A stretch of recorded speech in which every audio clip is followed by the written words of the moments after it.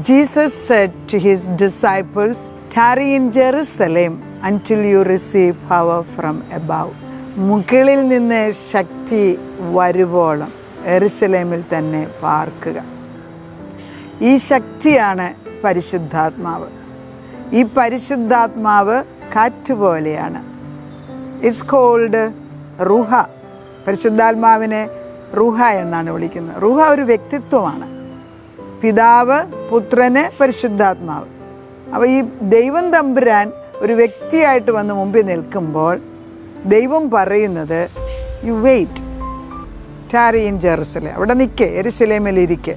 നമ്മൾ എവിടെയാണ് നിൽക്കുന്നത് വെച്ചാൽ അവിടെ ഉറച്ചിരുന്ന് കർത്താവിൻ്റെ പരിശുദ്ധാത്മാവിൽ അഭിഷേകം, അതായത് അഭിഷേകം എന്ന് പറഞ്ഞാൽ എണ്ണ ഒഴുകി വീണ് പുറത്തോട്ട് വീഴുന്നത് പോലെ അഭിഷേകം ഒഴുകുന്നിടം വരെ നിന്ന് പ്രാപിച്ചിട്ടേ പുറത്തിറങ്ങാവൂ. ടാരി ഇൻ ജെറുസലേം.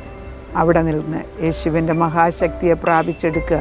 അത് ക്രിസ്തു തന്നെ പറഞ്ഞു, എൻ്റെ ആത്മാവ്, ഞാൻ പോകുന്നത് നല്ലത്, ഞാൻ പോയാലും എൻ്റെ ആത്മാവാകുന്ന പരിശുദ്ധാത്മാവിനെ പിതാവിനോട് ചോദിച്ചിട്ട് അയച്ചു തരാം.